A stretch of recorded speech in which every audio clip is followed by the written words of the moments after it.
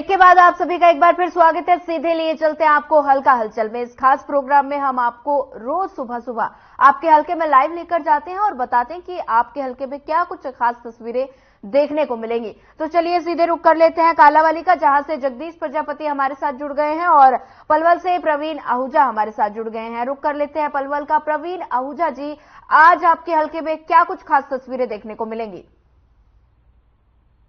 सोनिया, सबसे पहले बता देते हैं कि जिले में हर महीने ग्रीवेंस कमेटी का आयोजन होता है। तमाम जिले की जो मुख्य समस्याएं होती हैं, जिनका प्रशासन कहीं सुनवाई नहीं करता, तो उसको लेकर ग्रीवेंस कमेटी का आयोजन होता है और लगातार पिछले काफी लंबे से चली आ रही है। उसको लेकर जो इसके जो मुख्य अतिथि होते हैं या यूं कह जो इनका अध्यक्षता करते हैं, वो हरियाणा सरकार के सहकारिता मंत्री बनवारी लाल की ओर से इसकी जो है जो बैठक में पहुंचकर लोगों की जन सुनवाई करते हैं।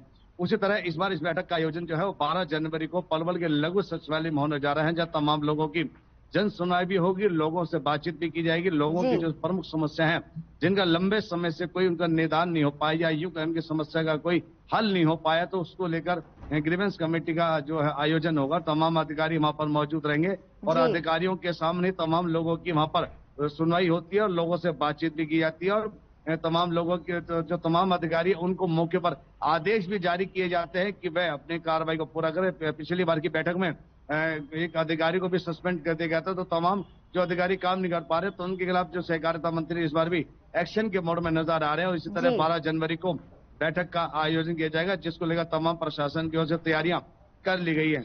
वही बात कर लेते हैं, हरियाणा सरकार की ओर से खेल को काफी बढ़ावा देने के लिए अब अन्य खेल उनको भी बढ़ावा दिए जा रहा है। उन्हीं में सबसे बात आ जाती है वॉलीबॉल खेल को।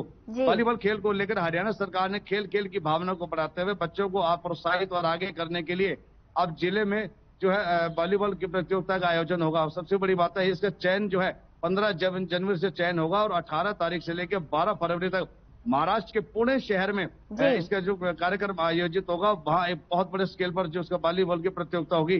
तमाम जो खिलाड़ियों का चयन होगा उन्हें यहाँ से ट्रेन के माध्यम से महाराष्ट्र के पुणे शहर में भेजा जाएगा और वहां पर खेल प्रतियोगिता में तमाम खिलाड़ी वहां पहुंचकर भाग लेंगे और अपने जो हरियाणा प्रदेश की जो सरकार की जो नीति है उसको आगे बढ़ाने के लिए और बच्चों में खेल की भावना को प्रोत्साहित करने के लिए इस तरह से खेलों का आयोजन किया जा रहा है।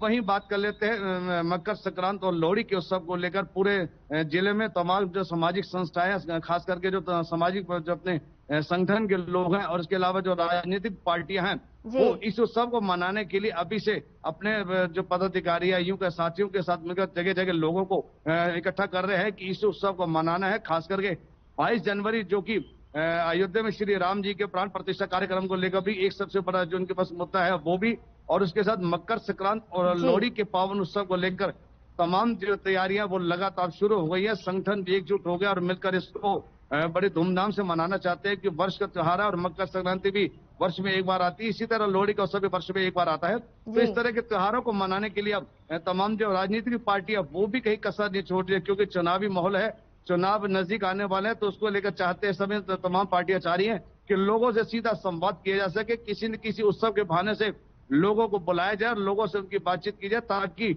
उनके दिलों में राज किया जा सके, लोगों तक पहुंचने का प्रयास किया जाएगा। जी सोनिया। जी प्रवीण आहूजा जी हमारे साथ बने रहिए। रुक कर लेते हैं कालावाली का। जगदीश प्रजापति जी, लगातार मैदानी इलाकों में ठंड का प्रकोप बढ़ता जा रहा है और कोहरे के कारण विजिबिलिटी में काफी ज्यादा कमी आई है, जो आए दिन हादसों का कारण बना रहता है। इसको लेकर प्रशासन किस तरह से अलर्ट मोड पर नजर आ रहा है? जी बिल्कुल सोनिया, अगर मौसम की बात करें तो मौसम विभाग की ओर से पहले ही अलर्ट कर दिया गया था कि आने वाले 10 दिन में मौसम में बदलाव और देखने को मिलेगा। और कालावाली की बात करें तो 5 डिग्री सेल्सियस तापमान है वो देखा जा रहा है। ठंड काफी बढ़ रही है और कोहरे की अगर बात कर ले तो कोहरा रोडों पर छाया है। उसको लेकर जिला प्रशासन की बात करें तो जिला प्रशासन की ओर से कल उपायुक्त महोदय की ओर से लोगों से अपील की गई है कि स्वास्थ्य विभाग को भी निर्देश दिए गए हैं कि मरीज आ रहे हैं उनको देखभाल करें और लोगों से भी अपील की गई है कि जैसे जैसे ठंड बढ़ रही है, नवजात शिशु है, जो छोटे बच्चे हैं, जब जो बुजुर्ग लोग हैं, उनको घरों में बिस्तर में रखें और गर्म वस्त्रों का ज्यादा प्रयोग करें और जो गर्म पेय पदार्थों का प्रयोग करते रहे। कहीं ना कहीं जो डॉक्टर अपने फैमिली डॉक्टर है उनकी एडवाइजरी लेते रहे। इसको लेकर उपायुक्त महोदय की ओर से कल एक प्रेस कॉन्फ्रेंस भी की गई थी। देखने को मिल रहा है कि ठंड जैसे जैसे बढ़ रही है, उसको प्रकोप को लेकर ठंड का प्रकोप को देखते हुए एक्सीडेंटों के केस भी जरूर बढ़ते नजर आ रहे हैं, क्योंकि विजिबिलिटी इतनी कम हो चुकी है कि कालावाली में अगर 5 मीटर की बात करें तो 5 मीटर की दूरी पर भी कुछ दिखाई नहीं देता है। उसको लेकर जरूर अगर पुलिस विभाग की बात करें तो उनकी ओर से खास प्रबंध नहीं किए गए हैं। ट्रैफिक पुलिस की बात की जाए तो हर बार ट्रैफिक पुलिस की ओर से जो है नाके लगाए जाते हैं, या गाड़ियां लेकर पुलिस रोडों पर खड़ी होती है, रिफ्लेक्टर बांटे जाते हैं और लोगों से अपील की जाती है कि पीली लाइट का प्रयोग करें। लेकिन अब की बार ऐसा कुछ देखने को नहीं मिला है कि ट्रैफिक पुलिस के द्वारा या यूं कहे कि सिरसा पुलिस के द्वारा कोई खास निर्देश जारी किए गए हो, जो इस तरह के कोई आदेश या कोई कैंप लगाए गए हो, लोगों को सचेत करने का काम किया गया हो। वही अगर बात कर ले करप्शन को लेकर तो देखने को मिल रहा है कि कल डाबोवाली के चौटाला गांव के शेरगढ़ में जो नहर बन रही थी, उसको लेकर किसानों ने आरोप लगाए थे कि घटिया सामग्री लगाई जा रही है। उसको लेकर बार बार प्रशासन से अपील कर रहे थे। उसको लेकर एसडीएम डबवाली ने कल मौका पर निरीक्षण किया और देखा कि वहां पर घटिया सामग्री लग रही थी, तो उन्होंने नहरी विभाग के अधिकारियों को काफी फटकार लगाई और कमेटी बनाकर काम करवाने का जो निर्देश है उन्होंने की ओर से दिए गए हैं। कहीं ना कहीं जो घोटाला जो गड़बड़ जाला जो किया जा रहा था, उसको लेकर जरूर उपमंडल अधिकारी सचेत होते नजर आए हैं। भैया अगर किसानों की बात करें तो किसान जरूर कालावाली के किसान परेशान होते नजर आ रहे हैं। उनका कहना है कि नरमा कपास की जो फसल है वह उनकी एमएसपी भाव पर नहीं खरीदी जा रही है। भैया अगर राजनीतिक हलचल की बात कर ले तो 2024 के चुनाव को लेकर सभी पार्टियों की ओर से कमान कस ली गई है। अगर बात करें कांग्रेस की तो कांग्रेस के विधायक कालावाली से जो विधायक है शीशपाल केरवाला है, आज कालावाली के कई गांव का दौरा करेंगे और लोगों से मुलाकात करते नजर आएंगे। वहीं अनेलो की बात करें तो अनेलो भी अपने पदाधिकारियों के दम भरने का काम कर रही है। आज भी अनेलो के सिरसा में एक बैठक होगी और अनेलो की पदाधिकारियों की बैठक को लेकर कहीं ना कहीं दिशा निर्देश दिए जा रहे हैं कि आने वाले समय में जो चुनाव हो रहा है उसको लेकर अपनी कमान कस ले और कार्यकर्ताओं से मेलजोल बढ़ाने का काम कर ले।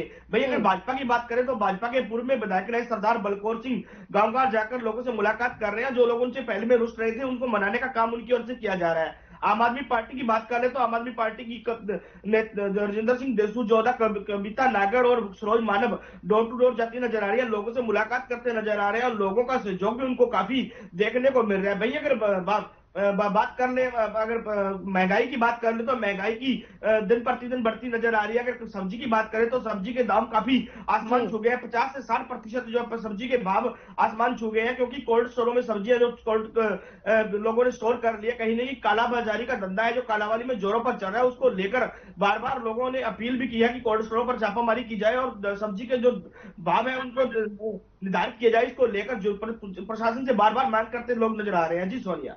जी जगदीश प्रजापति जी बने रहिए हमारे साथ। एक बार फिर रुक कर लेते हैं पलवल का।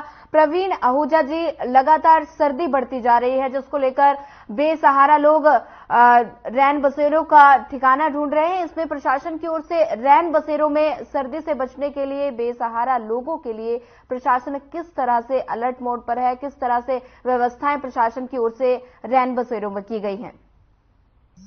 बिल्कुल ठीक कह रहे हैं सोनिया, कड़ाके की ठंड है, बेहिसाब ठंड पड़ चुकी है। जो बुजुर्ग है उनके लिए तो विशेष ये ठंड इतनी ज्यादा तंग कर रही है कि उनको ठंड का सामना तो करना पड़ रहा है। लेकिन ज्यादातर बुजुर्ग है वो घरों में है। खासकर सबसे बड़ी बात देखी जा रही है कि तमाम बच्चों की स्कूलों की छुट्टियां हैं वो भी घर है, क्योंकि बच्चों को और बुजुर्गों को बचाना इस कड़ाके की ठंड में बहुत ज्यादा जरूरी है। इस समय मैं आपको बता देता हूँ कि इस समय 10 डिग्री का टेम्परेचर है, जो कि खतरनाक है और सर्द हवाएं चल रही है। सर्द हवाएं के कारण जो लोग वाहन 2 व्हीलर चला रहे हैं उनको तो काफी दिक्कत का सामना करना पड़ रहा है, क्योंकि जो सीधी हवा सिर पे मुंह पे लगती है तो उनको काफी परेशानी का भी सामना करना पड़ रहा है। जी वही बात कर लेते हैं रैन बसेरे को लेकर। प्रशासन की ओर से पलवल का जो बस अड्डा है वहां पर पुरानी बसें जो खड़ी होती है, हर वर्ष की बात है, इस वर्ष भी उन बसों में रैन बसेरा बनाया गया है, ताकि जो इस तरह के जो राहगीर है जिनके पास रहने की व्यवस्था नहीं है, या यूं कहे जो गरीब तबका है जिनके पास अपनी झोपड़ी या मकान या कुछ भी उनके पास कुछ नहीं है रहने के लिए, तो तमाम ऐसे लोगों के लिए प्रशासन की ओर से रैन बसेरा है और उसकी देखरेख जो है वो नगर परिषद करती है। नगर परिषद को पूरी हिदायत दी हुई है जिला प्रशासन की ओर से कि उनको तमाम उनके गर्म वस्त्र है, नीचे बिछाने के जो वस्त्र है या उनके लिए रजाई है गर्म वस्त्र, या उनको अलाव के लिए भी उनकी लकड़ी की व्यवस्था की जा रही है। तो तमाम इस तरह की जो सुविधा है वो वहां पे बस अड्डे में जो रेन बसेरा बनाया हुआ है, एक बस में हालांकि 2 का आदेश दिया था, लेकिन अभी तो दूसरी बस का नहीं बन पाया। तो एक बस में जो है लोगों को रहने की व्यवस्था बनाई गई और उनको वहां पर एक बैनर से लगाकर छोड़ा गया। लोगों को आते जाते बताया जा रहा है कि जिनके पास रास्ते में रात को रहने की कोई व्यवस्था नहीं है या कि धर्मशाला में किराया नहीं दे पा रहे, तो वो जो गरीब तबके के लोग हैं वो इस रैन बसेरा में अपना रात को रह सकते हैं। और क्योंकि कड़ाके की ठंड है और ऐसे में सबको बचना जरूरी है। स्वास्थ्य विभाग भी एडवाइजरी बार बार जारी कर रहा है कि आप अपने आप को ज्यादा से ज्यादा गर्म वस्त्रों में ढक कर रखें और जहां कहीं अलाव का सहारा ले सकते हो तो अलाव जरूर लें। घरों में हीटर की व्यवस्था बना कर रहे और बुजुर्गों का तो खास करके ध्यान रखें कि उन्हें किसी प्रकार की इस तरह की दिक्कत का सामना न करना पड़े, क्योंकि ठंड बहुत ज्यादा है और इससे बचना हम सभी के लिए बेहद जरूरी है। तमाम इसकी इस तरह की हिदायत भी जारी की जा रही है। जी सोनिया। जी प्रवीण आहूजा जी, ज्यादा जानकारी साझा करने के लिए आपका धन्यवाद। जगदीश प्रजापति जी, आपका भी धन्यवाद। इसी तरह हम रोज आपको आपके हलके में लेकर जाते हैं और बताते हैं कि आपके हलके में क्या कुछ खास तस्वीरें देखने को मिलेंगी। फिलहाल इस बुलेटिन में इतना ही। ज्यादा खबरों के लिए बने रहिए हमारे साथ। नमस्कार।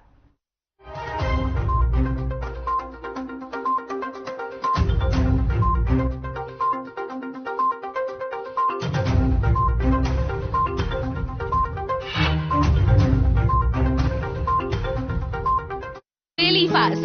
I can make dosas faster.